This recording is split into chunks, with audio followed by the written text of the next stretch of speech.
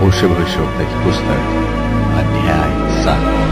होशे भविष्यवक्ता की पुस्तक अध्याय 7। जब जब मैं इसराइल को चंगा करना चाहता हूँ, तब तब एप्रेम का अधर्म और शोमरोन की बुराइयां प्रकट हो जाती है।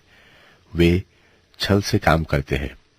चोर तो भीतर घुसता और डाकुओं का दल बाहर छीन लेता है, और वे नहीं सोचते कि यहोवा हमारी सारी बुराई को स्मरण रखता है।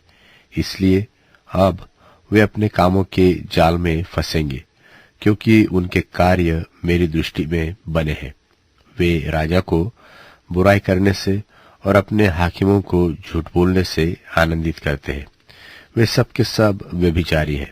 वे उस तनूर के समान हैं जिसको पकाने वाला गर्म तो करता है, पर जब तक आटा गूंधा नहीं जाता और खमीर से फूल नहीं चुकता, तब तक वह आग को नहीं उस्काता।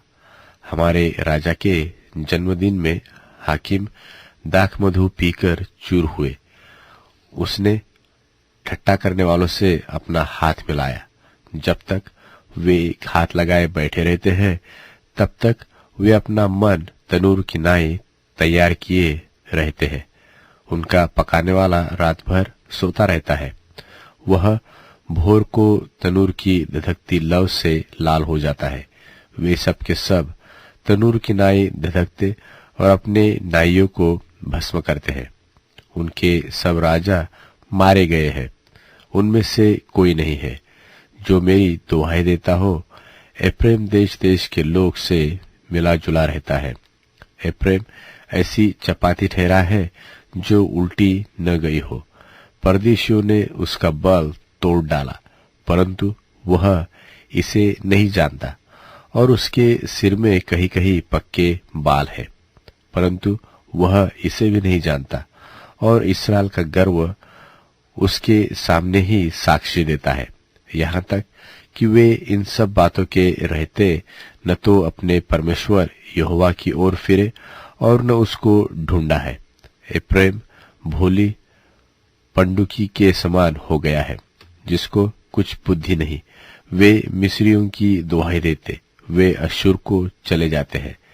जब जब वे जाए, तब तब मैं उनके ऊपर अपना जाल फैलाऊंगा और उन्हें ऐसा खींच लूंगा जैसे आकाश के पक्षी खींचे जाते हैं। मैं उनको ऐसी ताड़ना दूंगा जैसी उनकी मंडली सुन चुकी है। उन पर हाय, क्योंकि वे मेरे पास से भटक गए। उनका सत्यानाश होए, क्योंकि उन्होंने मुझसे बलवा किया है।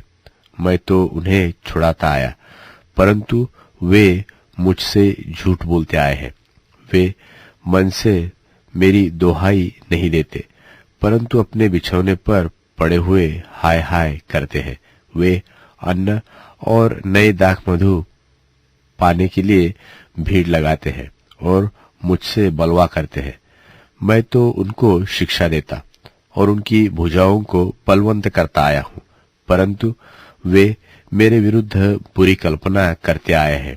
वे फिरते तो हैं, परंतु परम प्रधान की ओर नहीं। वे धोखा देने वाले मनुष्य के समान हैं, इसलिए उनके हाकिम अपनी क्रोध भरी बातों के कारण तलवार से मारे जाएंगे। मिस्र देश में उनके ठट्टों में उड़ाए जाने का यही कारण होगा।